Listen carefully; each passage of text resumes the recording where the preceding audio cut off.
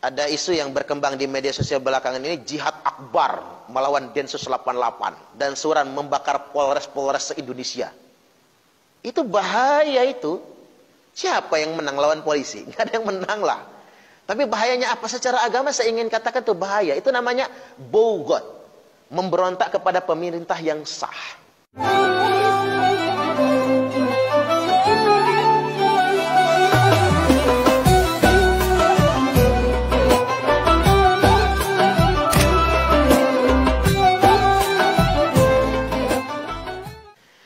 Densus 88 itu nggak sembarang menangkap orang.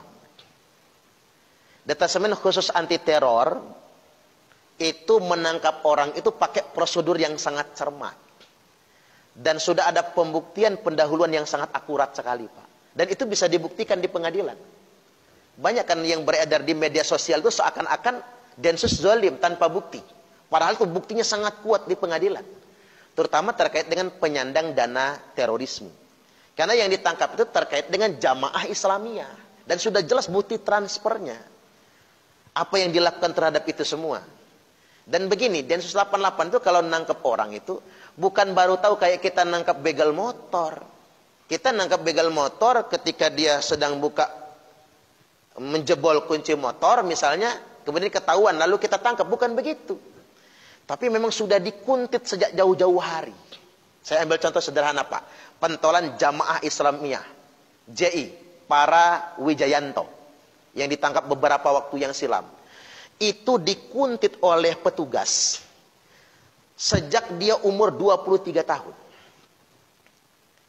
Sejak umur 23 tahun diintai, diikuti, diawasi tanpa sepengetahuan dia. Tapi baru ditangkap di umur 47 tahun. Jadi butuh waktu berapa itu?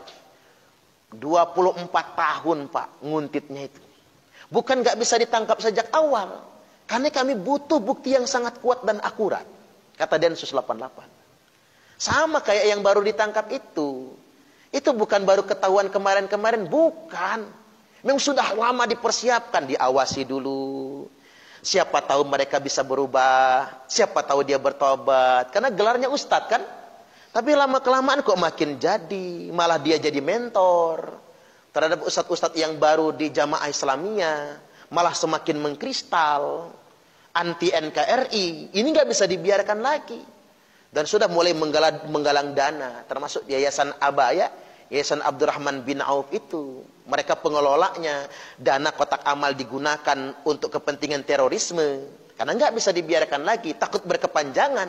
Semakin membahayakan. Dengan bukti yang sangat akurat langsung ditangkap. Jadi ini nggak kayak kata di media sosial itu, Pak, menzalimi ulama. Bukan ulama yang mana yang dizalimi. Ulama-ulama hebat di negeri kita ini aman semua. Pesantren maju semua. Santri ribuan semua. Ulama yang mana? Makanya saya tegaskan, ulama yang mana? Mereka itu memang dari awal sudah diikuti sedemikian rupa. Dan Densus 88 itu tahu benar, Pak, siapa anggota-anggotanya. Cuma sengaja nggak ditangkapin. Karena masih ada harapan. Mudah-mudahan mereka bisa berubah. Mudah-mudahan mereka bisa dicerahkan. Termasuk Pak Bawai misalnya. Kalau ikut-ikutan kayak gitu, diintip dulu. Kok orangnya kurus, pikir Densus kan. Jangan dulu lah. Jangan ditangkap dulu. Dikasih wawasan, diajak ngobrol dulu. Betul, Pak. Dicarikan ustadz, biar berdiskusi sama dia. Segitunya. Nggak sembarangan Densus 88 itu menangkap. Orang main fitnah saja, kayak kemarin muncul fitnah. Densus 88 mencederai kehormatan muslimah. Masuk ke kamar santri, santrinya belum pakai baju katanya, Pak. Itu kan narasi. Dan bahkan ngomong di televisi kan, diwawancara. Santri-santri masuk kamar-kamar santri. Syukurnya, Pak, Densus 88 punya videonya waktu penggeledahan. Sopan banget, mohon izin ya, Bu. Kami melaksanakan perintah undang-undang. Ini surat perintahnya. Kami akan menggeledah. Dan sama sekali tidak masuk kamar santri. Tuh, coba kalau nggak ada videonya, Pak.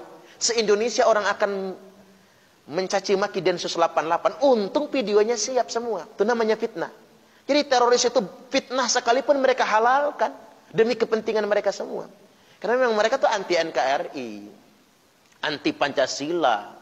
Yang mereka inginkan tuh daulah Islam, negara Islam. Yang nggak sejalan sama pemikiran mereka ya kafir semua. Dan ada satu yang menarik ini Pak. Apa yang menarik? Ada sisi humanis yang tidak diketahui oleh masyarakat Indonesia. Semua keluarga teroris, narapidana teroris, napiter, yang ditangkap Densus, yang kemudian dipenjara, semua keluarganya itu dijamin hidupnya Pak, ditanggung oleh Densus 88. Dikirim beras, dikirim duit, kalau sakit diobati. Kalau mereka pengen nengok suaminya, diongkosi. Makanya kalau kata petugas-petugas Densus itu, kami sangat akrab dengan keluarga-keluarga teroris itu. Makanya narapidana lain itu cemburu Pak. Pelaku kriminal yang lain cemburu. Coba kalau ditangkap jadi garong. Nggak ada yang mau ngasih makan empan anak bininya. Jadi begal yang lainnya. Tapi kalau narapidana teroris itu dikasih makan. Kemudian diantar beras, anaknya sekolah dibayarin. Ini mengapa nggak diekspos? Takut yang lain cemburu sebetulnya. Enak betul, makanya kata saya, oh enak jadi teroris ya ternyata. Walaupun masuk penjara dikasih makan. Kalau nggak percaya, tanyalah keluarga-keluarga teroris itu. Ada berapa yang ditangkap di Lampung ini datengin keluarganya? Benar tidak? Kalau Densus 88 sering datang, bawa beras, bawa duit, bawa apa-apa. Menengok keluarganya di penjara, diongkosin, difasilitasi, pengen tidur di hotel, disewakan hotel. Saya tanya, kok begitunya ya sama mereka? Iya Ustadz, karena sebetulnya teroris itu bukan orang jahat, tapi otaknya sudah dicuci gitu. Akhirnya mereka begitu. Dengan cara begitu kita membujuk mereka, bahwasanya kita ini saudara, jangan mengkafirkan kami lagi, yuk berubah. Ayo kita bangun negara kita, tapi bukan dengan cara kekerasan. Bukan dengan cara mengkafir-kafirkan orang. Nah nanti Pak narapidana itu yang sudah keluar dari penjara, itu dimodali. Ada yang dibuatkan bengkel, ada yang dibuatkan warung makan. Ada yang kemarin itu baru saja dibelikan mesin bubut. Oh mahal itu Pak. Kalau minjem ke bank, belum tentu dipinjemin sama bank. Nah ini yang tidak diketahui masyarakat, cuman bisa mencaci saja. Makanya kadang saya kasihan sama petugas Densus itu. Kadang mereka kurang tidur. Ada yang besok ini mau akad Pak. Malam ini diperintahkan komandannya untuk melakukan penangkapan. Hampir gagal akad nikah. Gara-gara perintah pimpinan. Dan taruhan mereka tuh nyawa loh. Banyak keluarga-keluarga mereka tuh yang jadi sasaran balas dendam. Banyak sekali. Makanya mereka kadang-kadang merahasiakan identitas mereka. Ini yang tidak kita pahami. Saya maunya masyarakat Indonesia ini satu suara lah. Yuk kita dukung negara kita sendiri. Coba bapak-bapak bayangkan kalau kita ngedukung paham-paham radikal itu. Kalau mereka banyak di negeri kita ini, apa jadinya negara kita? Kan bisa bubar negara kita ini. Baik, saya juga merespon ada isu yang berkembang di media sosial belakangan ini, jihad akbar melawan Densus 88 dan suran membakar Polres-Polres se-Indonesia. Itu bahaya itu. Siapa yang menang lawan polisi? Nggak ada yang menang lah. Tapi bahayanya apa? Secara agama saya ingin katakan itu bahaya. Itu namanya bogot. Memberontak kepada pemerintah yang sah. Maka dalam keterangan hadis Nabi disebutnya, Man khola'a yadan min ta'atin. Man khola'a yadan min ta'atin. Barang siapa yang melepaskan tangannya dari ketaatan kepada pemerintah yang sah. Laqiyallah yaumal qiyamati la hujjatalah. Dia akan bangkit pada hari kiamat nanti tanpa hujah sama sekali. Bangkit pada hari kiamat tanpa hujah, tanpa alasan. Kalau dosa yang lain, maling. Allah nanya, ngapa kamu maling? Lapar ya Allah, nggak kebeli beras. Allah dengarkan hujahnya. Allah dengarkan alasannya. Dosa-dosa yang lain itu Pak masih ada hujahnya. Ngapa kamu berzina? Maaf ya Allah, khilaf betul. Ceweknya seksi banget lewat depan saya.